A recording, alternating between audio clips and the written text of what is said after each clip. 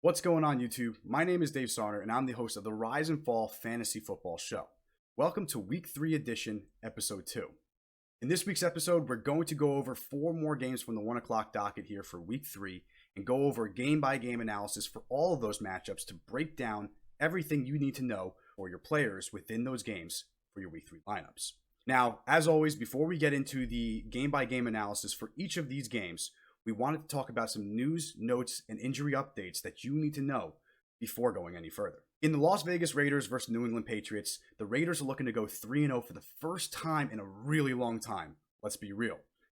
They might be doing this, however, without a few of their starting pieces, especially 2 potentially very alarming fantasy assets. Both Josh Jacobs and Darren Waller have missed both Wednesday and Thursday practice. Now, they did have the Monday night matchup, so this could be a little bit of a rest and a little bit of a slower transition into the week. If they don't practice Friday, then you should absolutely be concerned about having these guys as starting fantasy assets for you in Week 3.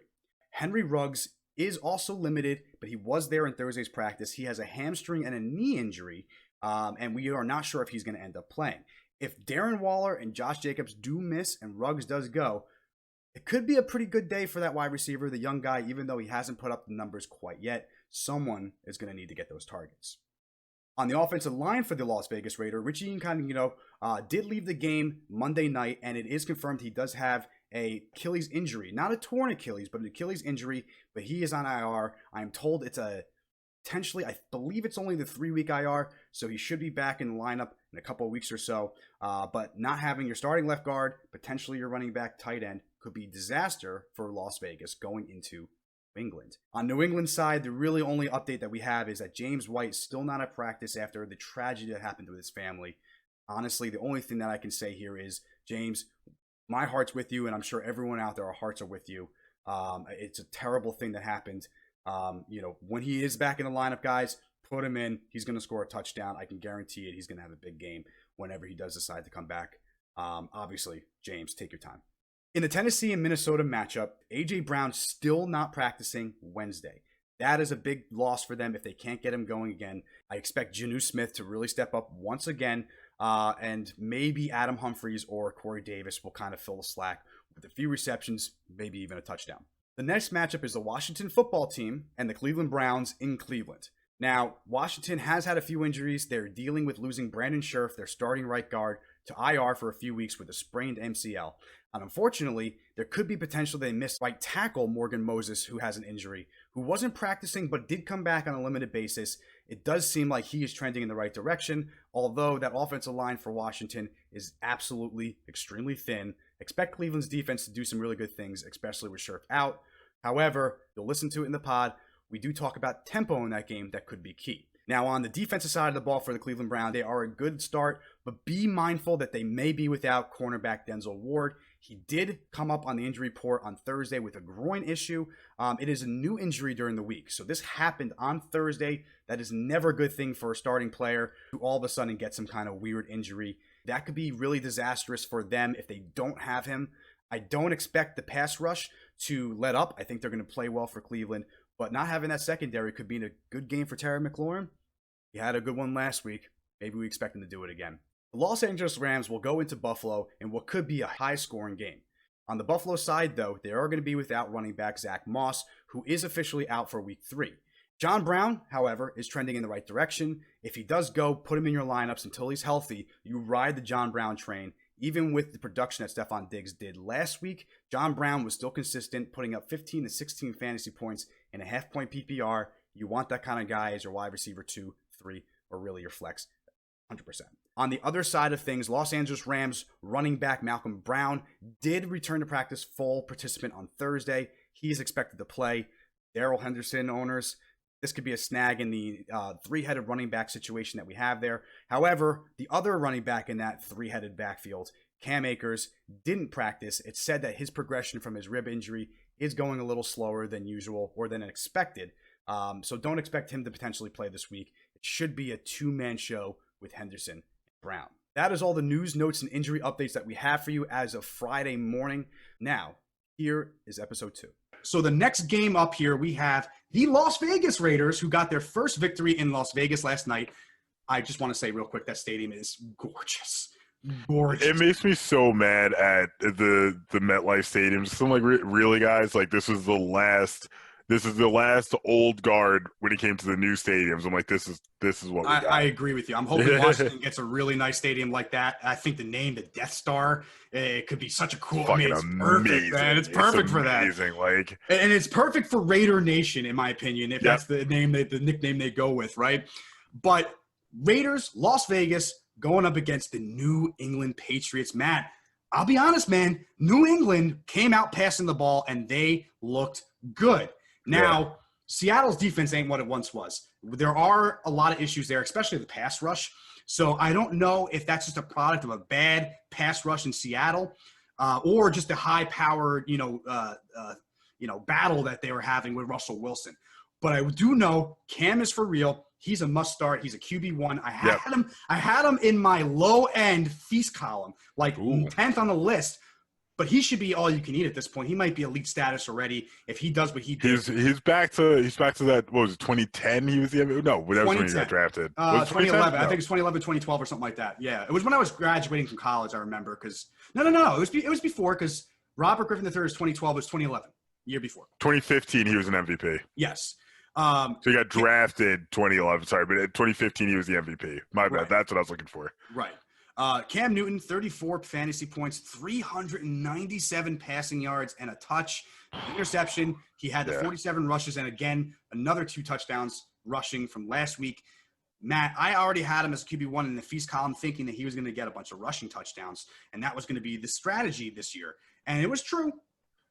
But the 397 yards passing was a huge shocker. Yeah. And a lot. I don't know if they're going to do this every week, but I can tell you right now, if that offensive passing game is consistently getting better and it starts to, you're getting 300 plus yards, Julian Edelman goes right back up to a wide receiver 2, in my opinion.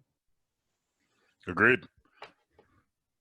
11 targets. Hit the nail on the head there. Yeah. 11 targets. 8 catches, 179 yards. Matt, he had 21 points without a touchdown in fantasy. Ridiculous. I mean, that's what you wanted. It's ridiculous. That's what you were hoping for with Julian Edelman, but that was something that you weren't expecting. Raz and I had him every year the last 3 years. This is the year that we didn't take him because we were like, I don't know if they're going to throw the way they used to. Well, now you can kind of take a little sigh of relief if you are a Julian Edelman owner.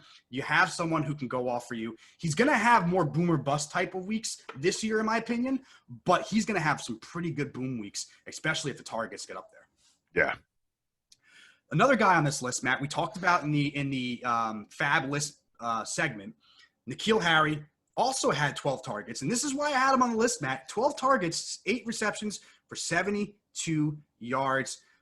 He was pretty good, but you know what? Damiere Byrd also 72 yards, 6 receptions on 9 targets. I just think this was an inflated game in opportunities and targets. I don't expect this value going forward. And I now, you know what? I kind of agree with you. I'm not high on N'Keal Harry. I'm not adding him quite yet. I need to see again from this team. I wouldn't put him in as a lock by any means. Now, on the other side of the things, like we said, Las Vegas getting their first victory of the season. Sorry, is it of the season? No, they're 2-0. I'm sorry. I take that back. They are 2-0. I actually didn't realize that myself. I thought they were 1-1. They won this week. Okay, and then when we go back to last week, they beat what was it? Carolina. 34-30. They won in week 1. So those are 2 big wins for them. New Orleans. Now they have a really tough schedule. They have like New England. I think they have. I want to say they have like Seattle. They have like 3 really good teams, like Ravens coming up and shit like that too. Wow. So it's gonna be tough for them. But Derek Carr did deliver last night. 3 touchdowns, 282 yards. Josh Jacobs a little more modest this week at 12 points. 88 yards on 27 touches. That's a little concerning but it is against the Saints. So let's remember it is against the Saints. However, they are going up against another good defense this week in New England. Is Josh Jacobs in danger of not performing up to speed? I'm thinking maybe 15 plus fantasy points. Do you think he hits that goal this week? They're going to keep feeding him. I mean, I got to think he's going to stay in that range. I'd say 15's a reasonable goal. I think he can attain that, to be 100% honest with you. I really do. I think he can do that. I think so too. I think he can. I don't know if my concern is not the volume, but the production. We saw the production really nice in week 1, and now this week we're seeing a really low tick in these yards overall with him. Again, this could be the Saints defense, so I'm not too concerned. You're obviously going to fire up Josh Jacobs as your RB1. No questions asked. Don't worry. I still think you're going to minimum get 12 points. I just don't know if he's going to have that 30-point week this week like he did in week 1. Wide receiver. Is there anyone here at wide receiver that you're looking at as a potential? I know you said Bryan Edwards. I know we talked about that. But as your point stated, there's not much production on the wide receiver end. Even though Derek Carr put up 21 points, it's clear. I don't think we can make it any clearer than 16 fucking targets. But Darren Waller is the guy to own in Las Vegas, and he's the only one outside of Josh Jacobs that I am even considering in the fantasy lineup right now. Yeah. I mean, Waller's he's the guy.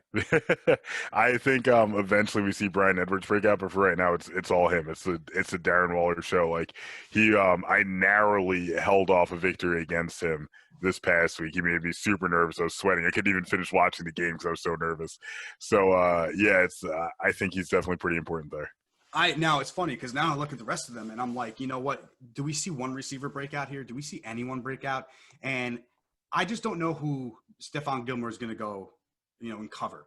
I think Henry Ruggs could have a shot of having an interesting play here, but you're not tipping your hat on that at all. Maybe a DFS play for a cheaper option, but yeah, I think when you look at this football team, the go-tos, the obvious ones, Darren Waller, Josh Jacobs. If you need to start Derek Carr, you can. But the 14.3 projection for week 3 from Yahoo is pretty accurate in my opinion. I don't think he does anything more than that. Now, going back to New England real quick, since we have a minute or so here, running back. If James White plays this week and you have him, I highly recommend you put him in your lineup. Because I don't know if you saw this, Matt, but James White, I believe, lost his father and mother. I don't know if it was both of them. I think it was definitely a car accident. It was a bad car accident the day of the game. He didn't play that week because of that, so he was out because of family, obviously. If he plays this week, it's one thing if you lose your cousin or a grandparent, things that even though they're going to affect you, That's tough, yeah. It's tough, but it's not, only so much it's going to affect you. Your parents, people that you were really close with your whole life, that is maybe the hardest death within a family. And obviously our hearts are out with James White and his family right now. That's just tragic. That's just awful. I know his son had his first birthday, I think, recently too. He's going through it right now. That's never rough. Easy. It's rough. But if I had to guarantee anyone's going to get a touchdown for the Patriots this week outside of Cam Newton, it's going to be James White. I actually got offered James White in the trade, so I was debating taking him. Listen, I don't know if he's going to give you that production every week, but I can guarantee. I don't think so personally, but this week I think he's going to play the lights. I think he's going to leave it all on the field. I agree. If you need a flex and you have injuries to the running backs, or you need to throw one in and you don't have someone as great, throw in James White. He will get you a touchdown. Next game in the lineup here is the Titans at Vikings, Matt. Minnesota. Holy shit, was there one projection that we were wrong about, and that was Kirk Cousins last week because shat the bed. It's just terrible. There's one time I had 4 or 5 players combined for less than 8 points, and someone's like, oh, my team's in a group chat. Someone's like, oh, my team's shooting the bed. I was like, my team already sees the opportunity to saturate the sheets. And that's what Kirk Cousins did this past week. He just nope, I can poop. I'm pooping. Yep. I mean, just to give you guys the numbers here, he had negative 1.48 fantasy points for your football team this week. 113 yards, 3 interceptions. Awful. Just part of me is excited, happy because I'm a Washington fan, but at the same time, I'm so angry because it was the week that I was like, okay, he's going to have a decent week. The one week that I was like, all right, Kirk's going to have a decent week. He, of course, shits the bed. And, it's just, unfortunately, it is the way it is, So we got to move on here. It's week 3 now. They're going up against a very good Titans team. All right. Defense, though, has been a little bit, Swiss cheese. They've been letting up points, letting up yards. We saw Gardner Minshew light them up last week. Does Kirk Cousins make a comeback here and light them up this week? I'm not betting on it. I'm just not. officially don't trust him. Games like that, guys like Kirk Cousins don't strike me as the super, oh, I'm going to come back even harder and better and faster and stronger type. I just, I agree. I mean, if you have Kirk, you're benching Kirk, you're not starting him. Even if the team is a little better in terms of letting up passing yards the way they did for Gardner last week, Kirk's not Gardner. And Dalvin Cook, you're going to start because he's the obvious, must start of the all-you-can-eat category, right? Alexander Madison didn't do much last week, but oops, I didn't even start the timer here. Well, there you go. There's the extra 2 minutes. Now when this ends, we're at the 12-minute mark here. There you go. But Alexander Madison, Adam Thielen, really rough weeks overall. I do think, even though Kirk's going to struggle here, I do think Thielen has a better game. I don't believe Adoree Jackson's back just yet. He's on IR, so 3 weeks. So next week he'll be able to return. So they're still without that stud at wide receiver. And so right now, I do want to talk – I'm sorry, stud at cornerback rather. Right now, I want to ask you, Adam Thielen, are you a believer this week? Or you just think it's going to be another down week? If Cousins isn't on, I can't imagine Thielen's going to be. The Titans had a really strong week last week, right? We saw some people, especially Ryan Tannehill, go off. Derrick Henry didn't go off as much, but we did see Corey Davis produce. He did okay. He was a waiver wire addition. I wasn't personally high, as I always am on him. Adam Humphries, we talked about. He's a guy to pick up. This is the guy. I'm sorry. I'm on the wrong page. That's what it was. Janu Smith, 5 for 4, 84 yards, 2 TDs. He is the guy to own in the passing game here. He's 100%. 100%. And you can see the targets. He's only second in targets behind Corey Davis. That's not going to change with A.J. Brown back, I have a feeling. No matter what, you can be comfortable starting him as a top 8 fantasy option moving forward. And I can confidently say that. So, yeah. Going back now to the Vikings, because we do want to see and figure out some trends here. Now, Adam Thielen, going back to him, 8 targets, 3 for 31. The targets are there, okay? So he's going to get his volume. He needs to start him. Outside of that, I think Justin Jefferson might be someone you see added this week. Don't go after him. Don't spend your money unless it's not worth it. It's you have no idea. Yeah, it's gotta kind of blow up there. And same thing with the tight ends. There's no one that you need to pick up and worry about here, so I'm not too concerned with that. But at the end of the day, I want to go back to the running backs, Matt, because we did project a talk about Alexander Madison, and I just want to talk to the people who may have picked him up and are freaking out that he only had 2 fantasy points last week. Don't. There are going to be weeks where he is down. He's not going to be getting the touches. As we see, he only had 4 touches, 5 targets total, compared to, 16 for Dalvin Cook. So they weren't even able to get a lot of offensive production going or even touches for that side of the ball because of how the game was going and how bad Kirk was playing. So at the end of the day, I wouldn't base Alexander Madison's bad game on him, or that he didn't get the volume, or he's not going to – it's just Dalvin Cook's show. It's not. It was a game script that really changed this game for Alexander Madison, Adam Thielen, as well as every other receiving option on this football team. And the fact that Kirk Cousins sucked a big old donkey dick here in week 2. Facts. Now, going into the next game, Matt, listen, we have about 4 minutes here, so we're just going to reset the clock here and just kind of go from here. And, hey, listen, we'll go over on a couple teams we go over. Yeah, whatever. This one we might. Who knows? Something tells me. I don't know why, but something just tells me we just might hear. Something special about this one. Something going on here. But with the clock started, we got the next matchup here in week 3. The Washington football team against the Cleveland Browns. I'm actually kind of intrigued with this game, Matt. Listen, we talked last week about the Washington defense and how I was a little concerned going into Arizona with the way they played in week 1. It was against a really, injury-ridden team in the Eagles. Well, this was a bigger test for them. And it kind of went the way I thought it was going to go, right? Dwayne and the offense just doesn't look in sync right now. But I'll talk about why in a second. And the defense obviously didn't produce the way they did in week 1. Now, this can be accredited to 2 things. I hated the play calling in the Washington game in the first half. The big theme that I'm seeing with a lot of Washington media today, as well as what I was noticing that they should have been doing for 2 weeks now, is the tempo. Lower tempo, slow play, getting in the huddle, this and that, and getting to the line and looking at you this and that. It was not working for Haskins. He needs to be an up-tempo quarterback. we saw a tale of two halves in both games where Haskins and the team went up-tempo in the second half, and that's where Haskins was getting his production. In reality, when you look at his stats, it's not really saying, well, he played this and that in 2 games. It's really like, hey, this is really more of like one half's production worth. And so really it's like 2 halves production of the 2 weeks, if you will. I know it's easy to break that down and give him the benefit, but reality is he's playing with a really rough line right now. Yeah. That was a problem. He had to get the ball out faster. There was a lot of plays. I think it was like 18 plays that were he had to get the ball out in less than 2 seconds, and that's tough on any quarterback that has to do that. Even Lamar Jackson or Patrick Mahomes or Aaron Rodgers couldn't do that. Aaron Rodgers' average, I think, release is like 2.64 or 2.7 something. So even him is above 2 seconds, and you're 3 seconds to get the ball out.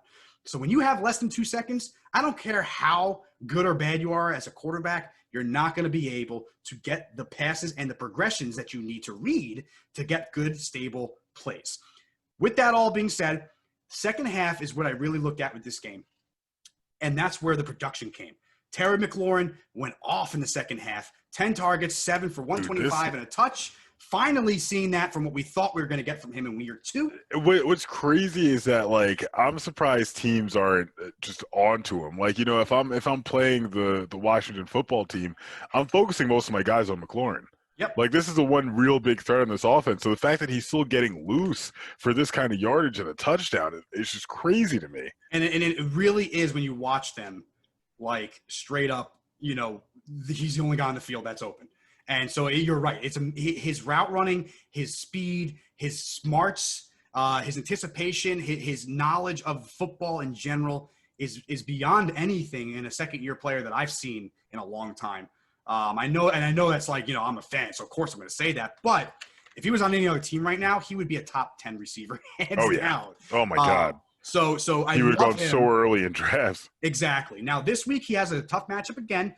But he had a touch matchup last week, too. I'm confident that this team is going to get it going. I think one of the biggest themes, like I said, that you're going to see is more up-tempo, and that's where, Matt, those targets came from. The up-tempo, quick slants to him. Another fun stat. PFF graded, Terry McLaurin had the most yards after catch, in the entire NFL in week 2. I think it was 85 yards. 85 of these 125 were all yak yards. That's fucking nuts. So to your point, it's like he's getting these quick slants, and then he's breaking into the open field and getting chunks of yards, and that's what you're going to see from Terry. I think it's just a target thing. Terry. Let him the ball, and I think you're going to see a lot more of that moving forward. They're starting to figure out their identity, and it showed in the second half. Gibson, another one of those guys, finally got in the end zone. 13 for 55. Now, granted, J.D. Mckissick, Matt, 8 for 53. I do have him highlighted green as a deep sleeper pickup in waiver wires. I don't think he's going to be a guy who's going to be productive unless there's an injury to Gibson, but he will have some weeks where he gets you 5, 6, 7, even 8 fantasy points, and he does get some of the splits of the carry. However, receptions at the running back position are going to go to Antonio Gibson. I think they're going to get more screens involved. They have barely used that so far. I mean, it's crazy to me that teams don't use that more often. That's one thing that I feel like it's such an easy way to get guys open and get them moving, really get them involved in the game, that it's crazy to me it doesn't get more utilized. I'm sorry, go ahead. I didn't mean to cut you off there. No, you're good. You're absolutely good. And so that's my analysis there. Now, the only other guy who I would be comfortable playing, obviously Terry's a must start for you if you have him. Yeah, if you have Terry starting, right? Yeah. Logan Thomas, I do think Logan Thomas, again, we saw how the tight ends did perform last week from Cincinnati. CJ Uzomah got the touchdown, 9 targets then for Drew Sample. That could be a product of Cleveland's defense, and it could be something that the Washington team targets. Logan Thomas could be a sneaky play if you got him to be your TE1. Feel comfortable starting him this week, but if you have someone in the higher categories, don't go out of your way to start him over them for right now. Going into the next team, is the Cleveland Browns. And as we mentioned a little bit about their defense, their offensive side of the ball, that is intriguing to me. I do think that Washington's defense is much better than I thought they originally were. Even after week 1, I wanted to see it for real. And I did see some really good things from that defense. Really, the game got lost last week, mainly from we picked Kyler Murray off, and Landon Collins was inside the 10, and it was 7-0. Dwayne Haskins, left tackle, just sucked balls, got beat, forced a fumble. They got it back. We stopped them. And then they punted it, and Steve Sims fumbled again in our territory where they got it. Yeah, and then from that point, it was basically 14-0, and then they scored again. So that kind of destroyed any momentum. We were in that game, and defense, for the most part, only held them to 10 points in the second half. They did pretty damn good to hold them there. The offense just could not compensate. So with that in mind, I do like the running backs this week. I think Nick Chubb, you still fire up. You feel fine about that. Kareem Hunt could have a little bit down of a week. The running backs were kind of shut down. Kenyon Drake and Chase Edmonds both shut down by the Washington defense last week. But that could also be a product of Kyler Murray. So if I'm looking at this team, I'm comfortable starting Nick Chubb. You have to, right? Kareem Hunt, 23 points is great. I don't expect him to put that kind of number up again. I do think he does get a receiving touchdown again. It could be a little bit less, maybe more around 15 points. So he's still worth a start for you if you have him, especially if you don't have any clear-cut number ones ahead of him. Agreed. But he wouldn't be someone that I'm throwing in. I would be starting James Robinson over Kareem Hunt and guys like that, just because of the potential of volume. And we just don't know what's going to be successful against Washington's offense right now. It's still defense. It's still kind of hard to determine with Kyler Murray as a running quarterback, and what he did in the ground game opened up everything in the pass and everything on the field for him. Baker is not as much of a passer, or as much of a runner, rather. No, he's not, which is kind of surprising. You would think he would be. I thought so too, but I do think Baker has a decent game. If Kendall Fuller's back, I'm not high on him, and I honestly wouldn't go out of my way to start him. But I do like the running backs. I think Odell does pull off another decent play, maybe one big play for a touchdown or something along those lines. I'm also not I'm also starting, if I have him, and there's really nothing else that I like on my bench, Austin Hooper, the tight end. Washington has trouble with tight ends all the time. We saw it against Philly in week 1. Week 2 was Dan Arnold, and let's face it, Arizona's going to utilize their wide receivers. They don't really use their tight end. But tight ends have shredded us in the past. Look what Dallas Goedert did in week 1. So I do like Austin Hooper as a deep feast player. I do think he's going to produce this week for you, and I think you can plug him into your lineup. I don't like Cleveland's defense. I think it's a little misleading. If Washington comes out up-tempo, they're going to have a problem. Yeah. So with that in mind, is there anyone else there you like that could be a potential pickup on the waiver wire? We had J.D. McKissick, Harrison Bryant. No, there's no one that I love. Like there's options that I'm like, yeah, you could do this, but there's no way that I'm like, this needs to happen, Yep. The one last disclaimer, again, about Cleveland's defense, be mindful that up-tempo could really change the landscape for them. And if Washington does start to produce, that's going to be a problem for that defense. They will be able to do some things and then the Washington's defense is going to be a little more motivated. So I do think that could be somewhat of a matchup. I believe it's all going to depend on how Washington's offense comes out and the tempo that they're going to run their offense with this week. I do like Gibson again for that reason. I think he gets more receptions, and I think he actually has a better week than last week. So if you have him as an RB2, if you're desperate, or if you need a flex option with the injuries, he's a guy you can plug in. He's going to be the main guy there. Just some weeks that J.D. McKissick is going to steal some of that, some of that production. That's all. So going forward now, we actually managed to get that within 10 minutes. I'm very, very impressed. I'm actually pretty impressed. I'm very impressed. Considering we went a little more in depth on the last week's matchups with the Washington team. Now we get into former Washington offensive coordinator's team, now head coach of the Los Angeles Rams. They just came off of a dominating performance against Philadelphia. Obviously, the guy that I'm loving, Matt, you know it, Tyler Higbee, 3 touchdowns, 5 for 54, and 3 TDs. And guess what, Matt? That was with Gerald Everett in the goddamn lineup. That makes me feel amazing to see him produce. And some people are a little less high on him because he's only 5 targets and it's only his. Guys, he is the guy that Jared Goff's going to look at in the red zone. It's clear. And it was something that they already saw last year. Now we're seeing that again. I expect those targets to actually increase. The more, and now, especially after 3 touchdowns, he knows, hey, this guy's going to continue to produce. The receivers are struggling right now. I think he's going to have another good game. Although I do think a touchdown or 2 are going to be stolen by one of these wide receivers. I wouldn't be shocked at all. I kind of hope it's Woods. He's due for some touchdown regression here. I would love to see him actually go and get one. Um, but yeah, I wouldn't be shocked if a wide receiver stole one there. I'm kind of curious what happens with Henderson here. Okay, so that's actually what I was going to lead into next, the running back situation. Malcolm Brown, I was higher on him. You weren't. And so far, you've been pretty damn good with your feelers for some of these players last week. Cam Akers is hurt right now with the rib injury. We don't know what the deal is with him, but I don't think it matters. I think this is a two-horse race now for the next couple of weeks between Malcolm Brown and Darrell Henderson. The problem here, Matt, and the reason why even though 34% owned, I'm not as high on him, is because I just don't know who is going to be the one to get the carries. I mean, Darrell Henderson, everyone goes out and gets Malcolm Brown last week. He goes off, he does this. Darrell Henderson comes back now, has more carries, more yards, and got the receptions. Yeah. I mean, this is something we might see. Out of curiosity, how much waiver are you spending on Henderson? If you got 100%, like what percent? If I had $100, I would comfortably throw 30 at him. That's me personally, maybe 35 if I had to. If there's no one else that I like at running back. Now, of course, if there's like Josh Kelly, if there's, some of these other guys like Deion Lewis, Mike Davis, I'm going to go after those guys because it's a clear situation.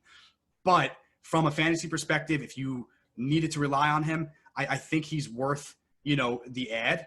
But just be mindful that it could be very well that this week it's going to become Malcolm Brown show again.